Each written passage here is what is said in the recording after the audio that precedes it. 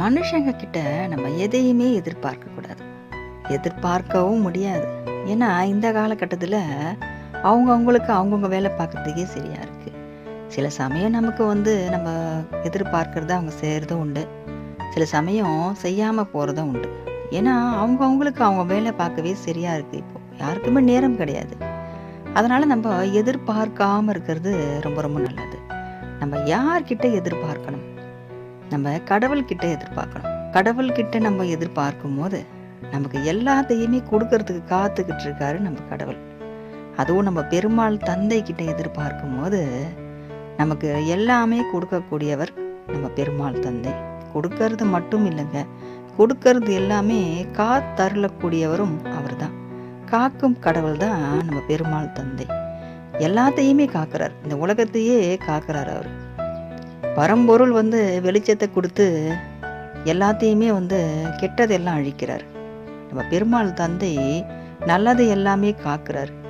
அப்போது இன்றைக்கி நம்ம நல்லவங்களாக இருக்கோம், நமக்கும் நிறைய எதிர்பார்ப்புகள் இருக்குது. அதை நம்ம இறைவன்கிட்ட தான் கேட்க முடியும். மனுஷங்களால் அவங்க கையில் இருக்க பொருள் தான் கொடுக்க முடியும். நம்மளுடைய கடவுள் எல்லா பொருளையும் எல்லா அருளையும் கொடுக்க முடியுங்க நம்ம பெருமாள் தந்தையால்.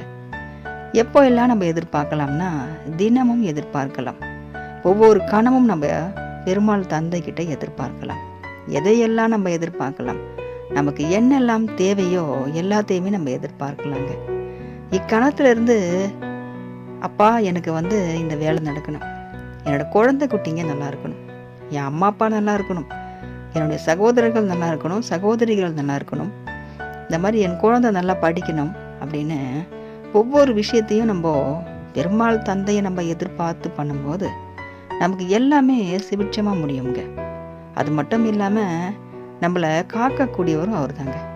எக்கணமும் கண் இமை போல நம்மளை காக்கக்கூடியவர் நம்ம பெருமாள் தந்தை. அவர் நம்ம நினைச்சாலே நமக்கு ஐஸ்வர்யங்க, அவரை பார்த்தாலே நமக்கு ஐஸ்வர்யம். அதனால தான் திருப்பதி போயிட்டு வந்தால் திருப்பம் வரும்னு சொல்லுவாங்க. திருப்பதிலேயே மட்டுமா பெருமாள் இருக்காரு?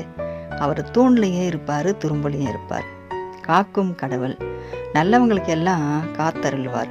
எப்போவுமே நல்லவங்களுக்கு ஒரு குறையும் இல்லாத காப்பாற்றக்கூடிய கடவுள் நம்ம பெருமாள் தந்தை.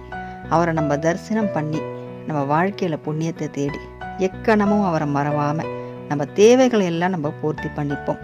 எதிர்பார்ப்புகள் அவர்கிட்ட மட்டுமே நம்ம வைப்போம். ஓம் நமோ வெங்கடேஷாய போற்றி.